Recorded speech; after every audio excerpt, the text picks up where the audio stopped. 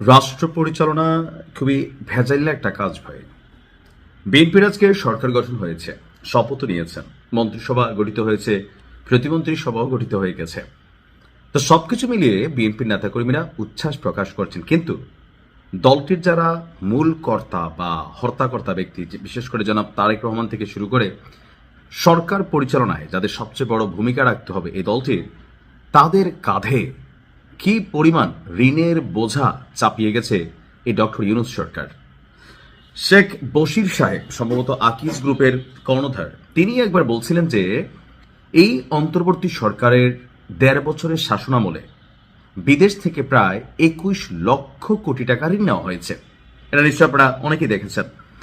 এর আগে আওয়ামী লীগ সরকার থাকতে এই ঋণের পরিমাণ ছিল আরো ২ লক্ষ কোটি, অর্থাৎ সব মিলিয়ে ২৩ লক্ষ কোটি টাকা ঋণ চাপায়ে গেছেন পরবর্তী সরকারের কাঁধে।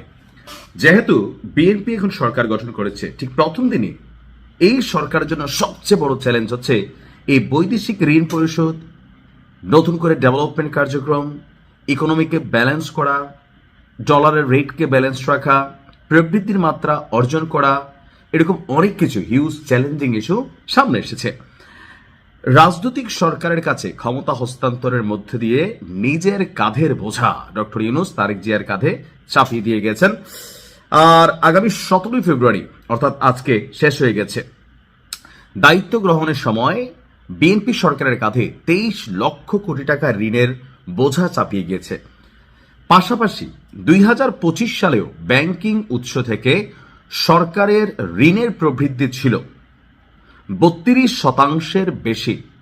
এমন পরিস্থিতিতে ক্ষমতা গ্রহণের প্রথম দিন থেকেই বিএনপি সরকারকে অর্থনীতির একটা বড় চ্যালেঞ্জ মোকাবেলা করতে হবে। বাংলাদেশ ব্যাংকের তথ্য অনুযায়ী ২০২৪-২৫ অর্থবছর শেষে দেশি বিদেশি উৎস থেকে নেওয়া সরকারের ঋণের পরিমাণ দাঁড়ায় ২২,৫০,৯০৪ কোটি টাকা। চলতি অর্থবছরের জুলাই থেকে ডিসেম্বরের সময়ে সরকার শুধুমাত্র ব্যাংকিং উৎস থেকেই ৬১,১৪৮ কোটি টাকা নিয়েছে। এখন আসলে এই ১.৫ বছরে দেশে কি উন্নতি হয়েছে, কি ডেভেলপমেন্ট হয়েছে, কি সংস্কার হয়েছে আমি আসলে জানি না। তবে অনেক জায়গায় রাস্তাঘাট, যেমন আমার কুমিল্লা ৫, এখানে বুড়িচুং ব্রাউনপাড়া যে রোড আছে, এই রোডটাতে উন্নয়নের কাজ হয়েছে।